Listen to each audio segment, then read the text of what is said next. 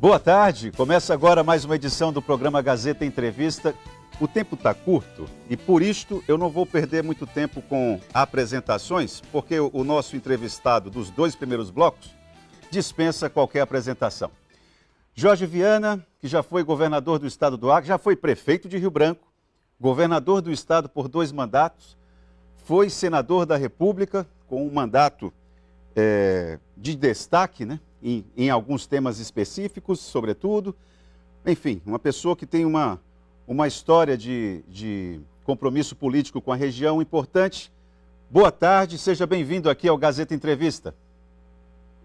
Boa tarde, tá? É um prazer falar contigo. Quanto tempo? E lamento ainda estarmos no meio de uma pandemia, todas essas mortes aqui no Acre, no Brasil, e até ter que falar de longe, né? Porque é um recurso interessante da tecnologia, mas não é uma opção para nós, é uma obrigação, por conta da pandemia, até ter que falar longe. Eu queria estar perto aí de ti, que é bom para ter uma conversa dessa quando a gente está pertinho. Mas eu espero que você esteja bem, tua família, todos aí também na Gazeta. E, enfim, é um prazer poder conversar com o nosso povo a partir daqui. Bom, deixa eu fazer uma pergunta que eu acho que vai dar para dar um bom pontapé inicial. Jorge Viana é uma liderança que acostumada a fazer, né? Eu citei aqui no início, foi prefeito de Rio Branco e governador por 2 mandatos. Depois assumiu uma cadeira no parlamento, no Senado. Mas parece que o perfil de executor é que deu o norte para a sua carreira política. Como é estar aí, fora desse cenário? Fora do cenário de cargos públicos, né? Não que tenha deixado de fazer política, mas estar fora do jogo das decisões. Qual é a avaliação que você tem feito? Pois é, então, tem gente que está achando que eu já estou de volta ao jogo. Mas eu acho que sempre dá para fazer alguma coisa quando a gente não está ocupando cargo público. Eu não estou ocupando, estou tentando, estou trabalhando, estou tocando minha vida e conversando muito, sonhando, imaginando coisas para vencer esses tempos difíceis. Mas é claro que eu estou aqui no escritório novo, aqui em Rio Branco. Aliás, aqui é a sala 13. Por acaso eu estou num lugar que a sala é 13. Só descobri depois. É aqui na Avenida Ceará. É um lugar de trabalho e, como você vê, tem umas coisinhas arrumadinhas, tem um pouco desse DNA nosso de fazer coisas. E coisas simples, essas tábuas, essa prateleirinha aqui foi feita na minha casa. São coisas, um pouco da nossa história na parede, umas plantas. E aí entram pessoas aqui e falam assim, rapaz, deu vontade de ver isso aí acontecendo lá fora. Porque na época de vocês, do teu governo e tal, os prédios, os lugares, era tudo bem cuidadinho, bem limpinho, organizado, nada se acabava. Ao contrário, tudo se refazia e tudo era fotografável. E eu acho que a política, eu sei que o pessoal não está nem querendo falar muito de política, mas assim, a boa política, ela materializa coisas, realiza coisas, melhora a vida das pessoas. E nós estamos vivendo, sinceramente, não é porque eu estou fora, não, mas nós estamos vendo uma grande crise de falta de liderança para unir as pessoas, para apresentar um projeto para o país andar para frente, e acho que vale o mesmo aqui no Acre. Hoje, o que está faltando na política são lideranças, pessoas experientes, pessoas que gostam de fazer acontecer as coisas. É minha opinião. Olha, tem muita gente que está lhe ouvindo, que, claro, não concorda, não dialoga com esse raciocínio, entendendo da seguinte forma: o ex-governador Jorge Viana tem dificuldade de entender que a pessoa que está lá no Palácio do Planalto foi eleita democraticamente, o governador Gladson Cameli foi eleito democraticamente. Que falta de lideranças é essa a qual ele se refere, se essas pessoas representam a vontade da maioria? O que o senhor responderia para ela? Não, na boa, óbvio, né? E eu não estou aqui discutindo com um direito legítimo que a democracia permite das pessoas escolherem os governantes. Mas ser governante não significa ser liderança. Eu, por exemplo, tenho uma impressão, não estou aqui querendo ficar discutindo isso, mas eu acho que no Palácio do Planalto nós temos uma pessoa que não é forte, é fraca. E lamento aqui, eu tenho boa relação pessoal com o Gladson, não estou aqui para ficar, mas eu acho que o Gladson não é um governador forte, é um governador fraco. Sabe por quê? Porque o presidente da República, todo dia, parece que ele tem que tomar alguma medida contra alguém, falar grosso com uma pessoa ou outra, e normalmente não são pessoas com patentes altas, para poder se reafirmar. Só quem fica, quando ocupa cargo, toda hora, querendo mostrar que está no cargo, que tem uma caneta azul para demitir, para nomear, é quem é fraco. É quem não lidera, porque a liderança é outra coisa, é a gente conquistar o amor das pessoas, o envolvimento das pessoas. O líder une pessoas, reúne gente, faz as coisas acontecerem, porque meu pai dizia, ninguém faz nada sozinho. Você acha que essas coisas bacanas que a gente fez no Acre, que agora estão mal cuidadas, eu lamento, eu sofro com isso. Quando eu vejo uma tentame caindo, quando eu vejo o hangar do aeroporto, foi construído no governo Binho, o hangar do aeroporto, para pôr o helicóptero, para pôr o avião do governo. O governador anda de jato para lá, para cá, não cuidou, deixou o hangar cair. Está lá, é só ir lá ver. Só tem o lugar onde era. E as coisas abandonadas. Então, acho que um líder, uma pessoa que lidera, eu estou falando isso aqui, não é para se contrapor a quem pensa diferente, é apenas para a gente conversar. Né? Eu estou querendo conversar com ela. O líder, eu tinha muito respeito da PM, mas não é porque eu mandava prender o policial. É porque eu valorizei o policial. Eu comprei colete, arma, carros, cuidamos dos quartéis e fizemos uma pactuação de que com a união das forças de segurança nós íamos vencer o crime organizado. Eu tive o carinho e o respeito dos professores, não é porque peguei um salário que era de R$ 126 e fomos dar curso de formação junto com o secretário Binho, e passei para 2.400, né? Naquela época foi 1.200 o salário menor, quando a pessoa entrava, hoje é 2.400 esse salário, 20 anos depois. A gente ganha o respeito quando a gente faz o trabalho com as pessoas, quando a gente conquista a confiança das pessoas, aí a gente vira uma grande liderança. É disso que eu estou falando. Entendi. Eu acho que estamos vendo uma crise de liderança com todo respeito a quem pensa diferente. Entendi. Uma questão é ser eleito a cargo público, outra coisa é ser liderança. Isso é o seu entendimento. Eu vou aproveitar esse seu raciocínio e perguntar o seguinte. Eu tenho percebido o seu esforço, todas as vezes que a gente vai falar sobre política, o senhor coloca a discussão política como é algo muito desgastado entre a população. Eu percebo um certo cuidado da sua parte de dizer, olha, o que nós vamos conversar aqui, eu peço licença, há sempre um cuidado quando vai se falar especificamente de política. Parece que da sua parte há um cuidado para não melindrar a vontade popular.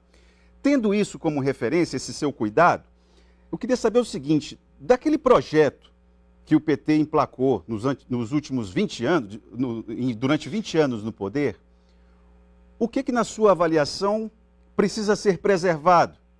O que ainda dá para salvar daquela ideia que foi executada durante 20 anos? Olha, meu pai também me ensinou, esse cuidado com a política é porque eu acho que a gente está vivendo uma fase ruim no Brasil. Não é sem razão que muita gente se decepcionou com a política, mas eu falo tranquilamente que só a boa política pode trazer de novo alguma esperança para a gente, porque os líderes, ou os governantes, ou os que a gente elege, é que vão decidir se as coisas vão para um lado ou para o outro, se as coisas melhoram ou pioram. Eu pergunto para as pessoas, eu estou conversando com muita gente, a tua vida tem melhorado nos últimos anos ou piorou? Isso é uma pergunta que a gente tem que fazer. Se as coisas estão piorando, nós temos que cobrar de alguém a melhora. Né? Todo mundo quer prosperar, todo mundo quer uma prosperidade para a vida. Mas aí vou direto na tua questão. Meu pai me falava uma coisa, que o passado serve para pelo menos duas coisas, serve para muitas outras. Uma, para a gente olhar para trás e ver os erros que cometeu e não cometê-los para frente. Uma outra é a gente olhar para trás e ver o que a gente já fez na vida, como pessoa. E quem ocupou cargo público como eu, em mandato, tem que olhar para trás, que eu não fiz nada sozinho, foi com muita gente ajudando, olhar para trás para ver as coisas boas e importantes que você fez, não para viver desse passado, mas para olhar para frente e você imaginar fazer mais e melhor. Eu estava conversando com o Tonho Alves esses dias e tem um textinho que ele escreveu uma apresentação de um material que nós publicamos nos 100 anos do Acre. Lá tem uma frase muito bacana, que eu aprendi com meu pai, digo de verdade, a valorizar o passado. Por isso que eu gosto tanto do patrimônio, a gente recuperou tanta coisa aqui no nosso período de governo, e agora eu fico triste ver tudo se acabando, porque isso não pode acontecer. Tem que entrar Ministério Público, tem que ter campanhas, o governador, o prefeito, todos têm que ajudar a manter o patrimônio público fotografável, funcionando e agindo.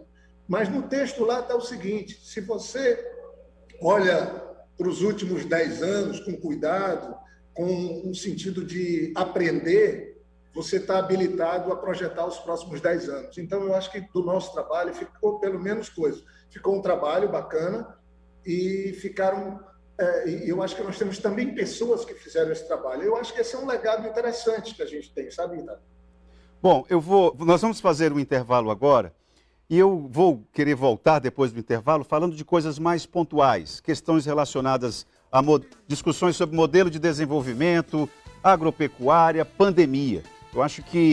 Eu queria saber do senhor qual o seu olhar, né? Qual a sua análise a respeito da condução da política pública e também falar um pouco a respeito da história do que aconteceu aqui no Acre, para que hoje nós recebamos a classificação de área livre de aftosa sem vacinação, por exemplo. Esse processo que foi construído coletivamente até a gente receber esse selo aqui. Mas a gente vai voltar a conversa com o ex-governador, ex-senador Jorge Viana, aqui no Gazeta Entrevista, logo após o intervalo.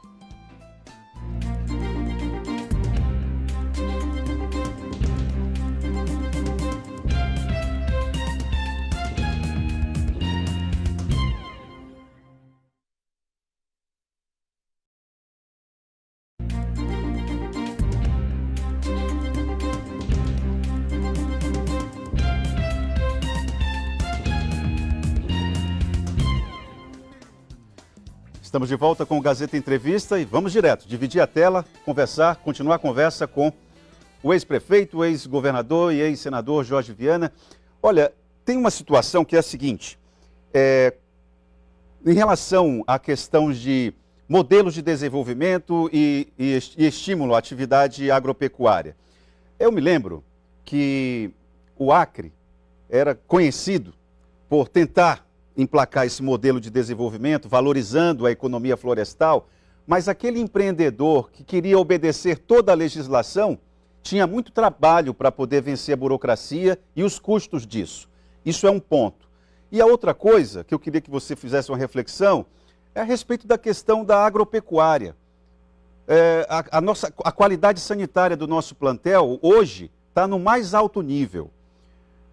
Se você viesse a assumir o governo do Estado, estou só especulando,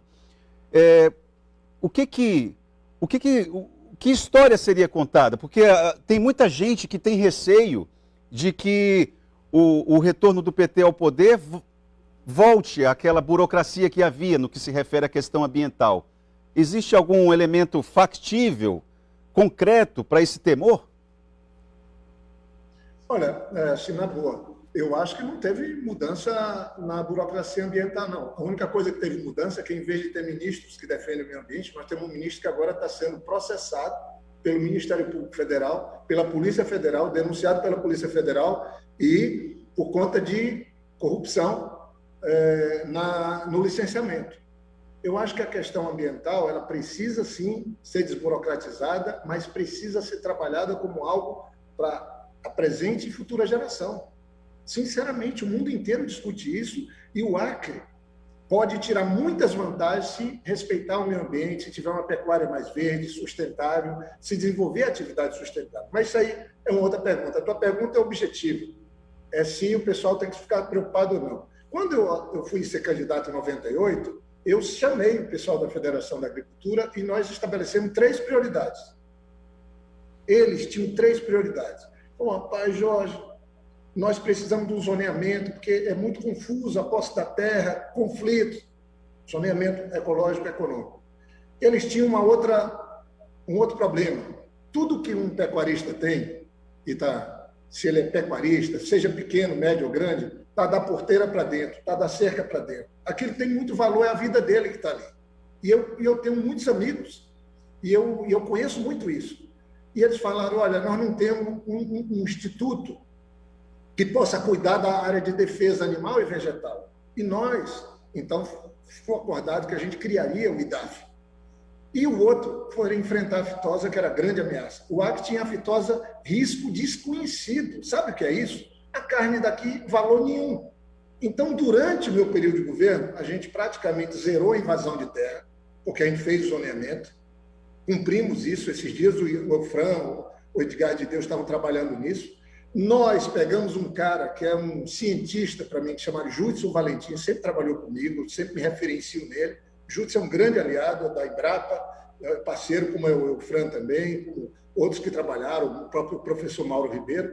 Mas nós fomos trabalhar a ideia, implantamos o IDAF, o Instituto de Defesa. Isso é muito importante. No mundo de hoje, o país, toda hora tem discussão na imprensa de deixa de importar uma carne de um lugar ou de outro por conta da parte sanitária. Isso é muito sério, animal e vegetal. E nós fomos trabalhar na questão da fitosa, meu irmão. Olha, trabalhamos, saímos do risco desconhecido, saímos vacinando gado na Bolívia, no Peru, no Amazonas, em Rondônia, para poder livrar o Acre da fitosa, valorizando aquilo que o fazendeiro, que o criador, que o produtor, o pecuarista tem da porteira para dentro. Fiz um trabalho amigo, junto com eles. Claro que, se eu for olhar, tem algumas falhas. Se fosse hoje, eu corrigiria essas falhas, fazia coisas bastante novas também. Mas eu acho que nós temos um caminho aí. Se a gente trabalha bem a questão ambiental, respeita o meio ambiente, com regras. Fui eu que fiz a lei, modéstia à parte, estou falando assim, como senador, a lei do Código Florestal. Eu fui criticado pelos radicais mais de um lado e radicais de outro. Por quê? Porque eu queria a pacificação de quem cria, de quem planta, de quem produz, com a defesa do meio ambiente. Isso é possível. Ninguém acreditava que eu poderia aprovar o Código Florestal. Ele foi aprovado e tirou a polícia de dentro das propriedades. Agora, nós estamos numa fase de fazer com que a recuperação de áreas degradadas em áreas de preservação permanente possa acontecer, mas isso numa paz, numa tranquilidade com o produtor. Eu trago isso porque nós, nesse momento, não podemos voltar para a velha, lá de 30 anos atrás. Quem cria, quem planta, quem produz, brigando com quem defende o meio ambiente. O produtor, o agricultor, o pecuarista precisa de um clima equilibrado, de um meio ambiente equilibrado. Ou seja, o meio ambiente é o maior aliado de quem quer criar e plantar. Jorge, o governo da floresta viria repaginado? De que forma? Em que tom? Olha, quando nós falamos de governo da floresta, era um propósito também da gente se comunicar com todo mundo. Se o Acre tinha 88% de floresta, eu não posso dizer o governo sem floresta. Mas se tem um setor que cresceu fortemente durante o nosso governo, por exemplo, o da pecuária. Agora, o repaginar, não é repaginar e dar passo para frente. Por exemplo, se fosse hoje, eu ia montar um grande programa de apoio ao médio criador de gado. Porque o grande fazendeiro já está com a tecnologia, já tem um network, já tem um trabalho com capacidade de botar a carne do Acre em qualquer mercado exigente do mundo. Mas e o que cria bezerro? A pecuária grande do Acre, ela vive em função do pequeno e do médio produtor, que é o criador de bezerro. E aí falta política para esse segmento. Eu acho que, ocupando o cargo público, tem que ter, para a gente criar uma espécie, fortalecer a classe média rural, o cara que planta café, o cara que tem sua criação, o que tem a bacia leiteira e esse que cria bezerro. Tem que ser tratado com amor e carinho e política pública. O que não dá para fazer é ficar só no negócio do falar, sabe? Tem gente que vai lá no Jorge Moura fotografar a soja que está lá, mas aquela soja, com muito sacrifício de um produtor, ela já estava plantada no governo do Tião, na época. Deixa eu aproveitar esse mote. A criação. Pois não. Deixa eu aproveitar esse mote, porque o senador Márcio Bittar, e eu vou nominar aqui, porque ele não tem medido esforços em relação a críticas ao modelo de desenvolvimento de valorização da economia florestal. Mais recentemente fez críticas à ex-ministra Marina Silva, por exemplo, e sempre contesta, afirmando que o modelo de fortalecimento da economia florestal não distribuiu renda, por exemplo, não desconcentrou a renda no Acre. Que respostas podem ser dadas? Assim, eu pediria que fosse um pouco mais breve para a gente poder falar a respeito de pandemia. Em relação a essa questão, Objetivo. vamos lá. Não, legal, objetivo. Não respondendo a ele, porque eu acho que ele está precisando responder um monte de denúncias contra ele, um monte de situações gravíssimas, quando pegar o orçamento da União, seu relator, em vez de ajudar o Acre, ajudar na Gamileira, mas não a nossa Gamileira, a Gamileira de Goiás. Eu acho muito sério, isso é um verdadeiro crime político. Um político está com poder, em vez de ajudar o nosso povo, ajudar o nosso Acre, a nossa região, vai ajudar outra região, não é nem outro estado, é outra região. Mato Grosso do Sul não precisa de 4 senadores. O Senado é 3 para cada estado, um senador é muito importante. Eu ocupei aquilo lá, tentei honrar o nome. O Acre precisa muito dos seus 3 senadores para poder vencer as dificuldades. Agora, eu te digo uma coisa, quando eu assumi o governo, o PIB do Acre era 1 bilhão e 600 milhões. O dinheiro que circulava em tudo durante um ano. Quando eu entreguei o governo para o Binho, já era 6.800, 6 bilhões, 5 faculdades. Fizemos um convênio com a UFAC, botamos a UFAC nos 22 municípios, gastamos 70 milhões e elevamos o salário desse professor de 126 para 1.200. Agora o salário é 2.400 e o professor quer R$500 de aumento e esse mesmo senador diz que isso é privilégio. Não, gente, vamos com calma. E eu digo mais ainda, na época minha, quando nós estávamos lá, o Acre manejava e a origem da madeira era conhecida, nós explorávamos quase 500 mil metros cúbicos de madeira por ano, isso é economia. Agora, se você olhar a balança comercial do Acre hoje, o Acre tem uma pecuária de qualidade, mas precisa ser trabalhada para poder exportar diretamente daqui, já temos condição de exportar. Nós temos uma agricultura que precisa ser empoderada, que precisa mais de crédito, de mais apoio para a gente crescer, e nós precisamos trabalhar também a parte florestal. Mas, olha, a Cooperacre, a Cooper Floresta, elas estão trabalhando castanha. Castanha aqui ainda é a força da exportação do Acre. E por que tem isso? Porque nós transformamos os galpões que armazenavam castanha em fábrica de beneficiamento de castanha. Hoje gera emprego. A Cooperacre é uma das maiores empresas que a gente tem aqui na geração de emprego e na balança comercial do Acre com um produto florestal. Só que não é botar o Acre num caminho ou no outro, é trabalhar com várias questões ao mesmo tempo. O comércio, porque nós estamos numa área de fronteira, a indústria, porque nós temos que trabalhar, nós implantamos os distritos industriais, industrializar nossos produtos, agregar valor na nossa biodiversidade, apoiar nossa pecuária de corte de leite, que precisa de apoio, e apoiar essa classe média rural, que precisa ser abraçada, precisa ter facilidade do crédito e da condição de produzir com a sua produção. É isso. Jorge, deixa eu aproveitar aqui a tua fala, antes de falar de pandemia. Você não tem escondido que não vai se omitir nessas próximas eleições, dando uma ideia de que você vai ser candidato a alguma coisa. Tenho acompanhado as tuas entrevistas. Jorge para o Senado ou Jorge para o governo, isso é uma decisão que vai ser definida por Lula? Olha, eu acho que está tendo uma mudança no cenário político nacional, tem muita gente decepcionada com o que houve. Nós não temos que querer aí com raiva, com ressentimento, querer fazer acerto de conta. Eu acho que as vezes que nós tivemos insucesso tem que servir para nos dar lições, a gente botar o pé no chão, para ter humildade. Eu recebi do Partido dos Trabalhadores uma missão de coordenar todo o processo de aliança, de formação de chapa e também estou sendo cobrado para pôr meu nome. É provável que eu dispute um cargo majoritário. Tem 2, de governador e de Senado. O que eu quero mesmo é ajudar, então. Eu acho que dá para a gente ajudar, dá para a gente reunir pessoas num movimento que possa ser, inclusive, se possível, suprapartidário, porque o pessoal que ganhou tudo, ganharam o Senado, ganharam a presidência da República, o governo, já está no 3º ano. Eu vi outro dia no teu programa aqui o vice-governador agredindo o governador, esculhambando, denunciando. Eu assisti aqui nesse programa que eu estou falando hoje. Foi para frente da Polícia Federal gravar denúncia de corrupção no governo dele. E eu ando na cidade, converso no estado, claro, estamos no meio da pandemia, e não vejo obra, nem federal, nem estadual, nem municipal, importante. Pelo menos é o que eu estou vendo. O que eu estou vendo é muito abandono.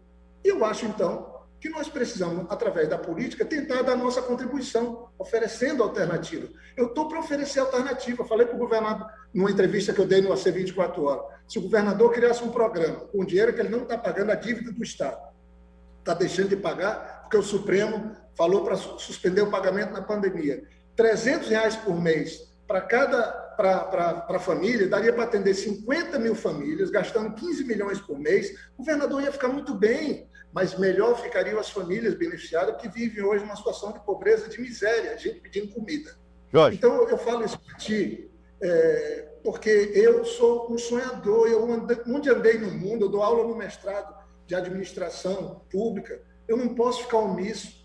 O Dom Moacir uma vez falou para mim, meu filho, é um pecado muito grande a omissão, a indiferença. Eu não posso ficar indiferente. O Acre já me deu muita coisa. Se eu puder retribuir com o mandato, atuando, eu vou tentar ano que vem. E se não der certo, eu vou estar em paz também comigo de ter tentado. Jorge, estou livre, leve e com muita vontade de ajudar o Estado a sair dessa situação difícil e ajudar o Brasil também. Eu já estou levando o carão aqui, vou pedir mais 2 minutos. Essa falta de liderança por parte das pessoas que estão administrando o Estado, na sua opinião, 2 minutos, por favor, em relação à pandemia, o que você destacaria? Onde é que a gente observa a falta de liderança na condução da política pública em saúde durante a pandemia? Se você perguntar para a população hoje, tem 3 questões e 2 estão juntas. As pessoas estão querendo trabalho, querem oportunidade de ganhar algum dinheiro e não pode, depois da pandemia, nesses tempos de revolução tecnológica, pensar num trabalho convencional. Os governantes, os políticos têm que imaginar que o mundo é outro. O mundo é da era 5G, tem que fazer conexão de internet em todo o estado, com fibra ótica, para a saúde, para a educação, para tudo. Mas o outro aspecto é a saúde.